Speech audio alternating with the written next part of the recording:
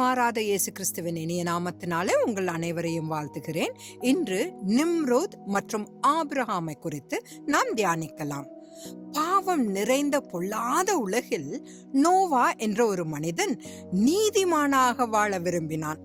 இந்த ஆசையை கண்ட தேவன் முழு உலகத்தையும் ஜலத்தினால் அழித்தார். ஆனால் நோவாவுக்கு கர்த்தருடைய கண்களில் கிருபை கிடைத்தது. உலகத்தை இனி ஜலத்தினால் அழிக்க மாட்டேன் என்று கூறி கர்த்தர் வானவில்லை உடன்படிக்கையாக கொடுத்ததை நோவா விசுவாசித்தார். நோவாவின் சந்ததியான காமின் வம்சத்திலிருந்து வந்த நிம்ரோத் ஒரு பெரிய வேட்டைக்காரனாக ஆன பிறகு கர்த்தருக்கு எதிராக கலகம் செய்தான்.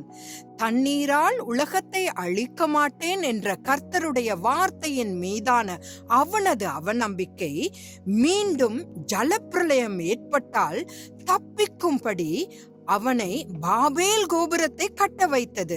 ஆதியாகமம் 11ஆம் அதிகாரத்தில் நிம்ரோது அவிசுவாசத்தின் தகப்பனாக மாறியதால் ஆதியாகமம் 12ஆம் அதிகாரத்தில் ஆபிரகாமை தேர்ந்தெடுத்து அவர் மூலம் ஒரு புதிய தேசத்தை உருவாக்கி விசுவாசத்தின் தகப்பனாக மாற்ற கர்த்தர் முடிவு செய்தார்.